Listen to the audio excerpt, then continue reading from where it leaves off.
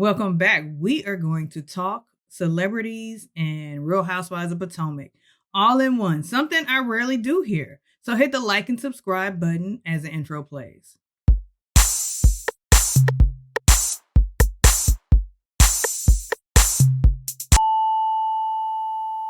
All right, first things first. Kris Jenner's 70th birthday party. Everybody who's anybody in Hollywood was at her party. I mean, I didn't see everybody, but she had some heavy hitters there. And the one that stands out the most is y'all's queen. Y'all's queen was there. So y'all had to get back and report to y'all boss. And I know people are like, you hate her, you hating. I'm not hating on y'all's queen. I'm just saying she was there. She was there at the party. Who am I talking about? The one, the only Beyonce. But the funny thing, the reason why I'm bringing this up is because I saw this on one of my favorite content creators. She did a short, Erica De Niro's channel. She was talking about how you all think that Beyonce doesn't like Kim. Like I even saw in the comments, oh, she'll mess with Kris, but not Kim. It's funny how the Carters mess with Kris and not Kim. Like, just because you saw Beyonce giving like a bored look next to Kim at an award show, y'all think she hates Kim. Just because you think that Kim tries to copy everything that Beyonce does, that she hates Kim. Just because you think that Kim has been trying to get to the level of success that Beyonce has, you think she hates Kim. Now, what's the common denominator here? Me! That's who! It's you. These are all your thoughts, your beliefs, all put on Beyonce just because you saw her make a look that you think you would give if you were next to Kim Kardashian. And that's what's crazy to me. It's crazy to me the connection that people on social media have, the fans have to celebrities. It used to be when I was growing up, that, you know, there was no real strong connection. Like there was fandemonium for sure, but the accessibility to these celebrities wasn't there. Social media was nowhere in sight when I was growing up. I mean, I'm from the Michael Jackson Prince era. I was a Prince fan. Y'all love Michael. I love Prince. I got no dog in that race. But I went to the Purple Rain tour when I was 10 years old. And I love Purple Rain. I love, 1999. I love Controversy. I loved all of that as a kid. But as an adult, I find it weird because, as a child, I couldn't put my finger on it because I didn't have the words. I wasn't there yet. I wasn't mature enough. I didn't have the words in my vocabulary. But it's just the machine of it all that y'all don't realize that y'all are really like, you're in it. You're in the machine that is, you put these celebrities on a pedestal. You put Beyonce on a pedestal. You feel like Beyonce can do no wrong. If someone says, oh, Beyonce had a boob job. No, she didn't. No, she didn't. That's all natural. She had 3 kids. It's like, how do you know? I can tell it's a boob job. Anybody else, you would say that's a boob job, but not Beyonce, not your queen. She's never done anything wrong in her life. Not her. Oh no, oh hell her. But you're obsessed. And I think there is the disconnect in society that you have to look to other people to validate your belief systems, your values, and you want to connect so badly with someone doing better than you.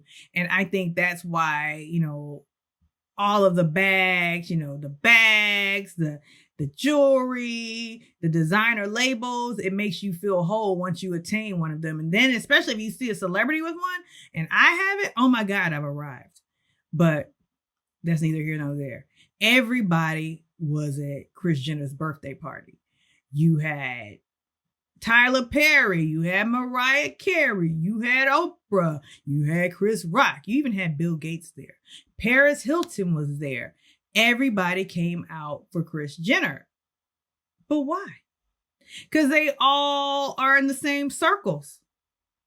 But that's what people refuse to understand. these celebrities stick together. But again, that's my story. That's my story too. I created that story. And that's what people need to realize. We create these stories. It's not necessarily true. Like I saw someone say, well, see, what y'all don't get is the Carters are very, very private and they wanted to distance themselves from Kanye. And now it's cool, to be around Kim. You made up that story. Did you actually sit down with the Carters and have this conversation to know what they were thinking? Oh, hell no. That's your story. And speaking of stories, let's get to Real Housewives of Potomac after show looks. Because I found, more so than the looks, I found that the way they cut this promo was very shady. On me like that. So nasty. And that's what happened. So rude. But I mean, that wouldn't be like Bravo if it wasn't shady. If it wasn't shady, it wouldn't be Bravo. So the thing is, the ladies, they're sitting down with their new looks. They're doing promos because the after show is about to start next week or this upcoming week. And so they're sitting down. You see there's Giselle, Tia, and Kiana Jazzy sitting down discussing looks. They asked Giselle about fashion. She's talking about her dress that she says is olive. For my lens, it looked kind of khaki, but maybe it's just the coloring of the set. But it looked khaki, and she said it matched the set, and it's been, it hadn't been getting any attention in her closet. The funny thing is, Giselle just can't get it right. Like, I don't think that was a bad dress. I think as far as the other people, you're the face of the show at this point. Since Karen's on pause, you're the face of the show, but yet you are the most plain. That dress you had on looked like something you could wear to lunch. Whereas you have Tia, who, Kiana pointed out, it was given Balmain. And in fact, it was Balmain. And Kiana, no, that wasn't Kiana. I'm sorry. That's Jazzy. See, those two are interchangeable to me. Although Jazzy gives a little bit more than I want to see. Jazzy pointed out that it was Balmain. It looked like Balmain. It was Balmain, and she's sitting there, and her edges are kind of not sitting there. Did you notice that? I noticed her edges were kind of like they ran away. No shade, no shade. But anyhow, so those three are talking about. So they asked him who has the best personal style. Giselle went to her favorite, Ashley. Because one thing Giselle and Ashley are doing now is sticking together. Because Giselle no longer has Robin. She no longer has Robin there to stick with. So she's going to stick beside Ashley since they've been there the longest. And they started a bootleg brand called GNA, which never really launched. And we all know it's private label stuff that they're just putting a logo on. I keep it real. But they're going to stick together. And their main goal this season, it seems, is to take down Stacey. But what they don't get is Stacey will rise, and still I rise. Still I rise, Giselle. Giselle, I'm unbothered by you. So, but they don't realize what they're doing is y'all are catapulting Stacey into being a fan favorite. But so they asked Giselle who has the best personal style. She says Ashley. Ashley has turned it around, and she got a stylist. So a stylist does not mean personal style. A stylist means you allowed a stylist. You paid a stylist to dress you because Ashley, we all know you've been given cheap 5, 7, and 9 Charlotte Russe for 9 seasons. Ashley is trying to turn around her fashion game, her looks game, but it's still given, like to Wendy's point, when they cut over to Wendy and Stacey, that it's giving your clothes are wearing you. But Giselle proceeded to say that, Wendy is mad because she wanted to be the fashion girl and Ashley's competing with her. No, she's not. No, she's not. Ashley's not competing with Wendy at all.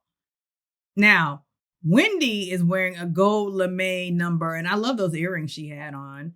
And she's with Stacey, and Stacey said she was trying to give mermaid immersion because of Bella. Because of Bella. Mermaid wears Stacey. Now, Stacey, I love you. You are, to me, the best casting choice for all shows, all of the franchises. You're the best casting choice for replacement in so many years. But Stacey, that was not giving mermaid at all.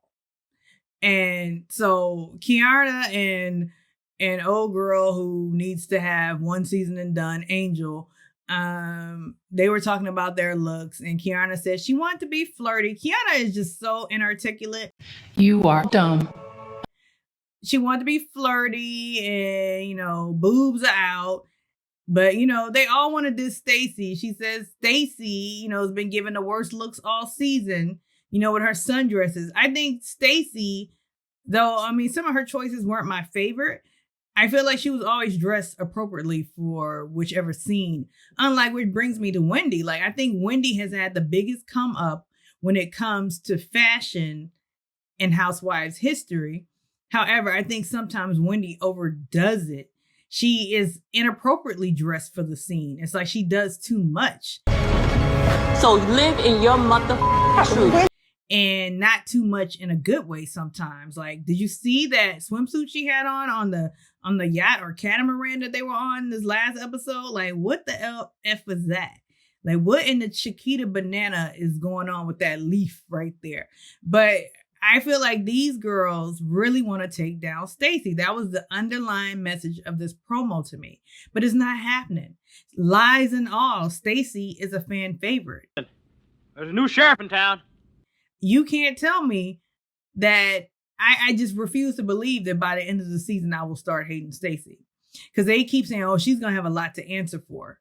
But I doubt it. I think I will end the season hopefully still liking Stacey. In Jesus' name, we pray. And I actually like Tia. But we're not even talking about that today. We're talking about the fashions. And I'm not even sure if I'm going to tune into the after shows because at this point, Ashley and Giselle are rage bait for me. They're just like rage bait, especially Ashley. Everything she does is cringeworthy. It's supposed to be shock value, but it's cringy and just disgusting. And it's not funny. The timing is always off with Ashley. And she and Giselle are just self-producing this whole entire season so far. And Jazzy can go because she overdoes it, as well as Jazzy's looks. Her look was horrible to me. Her nose was over contoured. And that's what's funny about people talking about Angel's filters. Y'all are all, first of all, I think the lens that they're shooting you under is filtered. They do that. You know that, right? They are filtering you. Oh, but let's talk about Monique, because Monique Samuels is back. Monique was in the chair as well, talking about her look being more, you know, Wakanda, you know, very Afrocentric warrior. But to me, it's giving Afrocentric painting that they sell on the corner, those gold paintings. That's what Monique is always given to me. I just wish she would update that look. She looks dated and a saying that we say in Houston, soulful, and not in a good way. All right, drop into the comments and like and subscribe.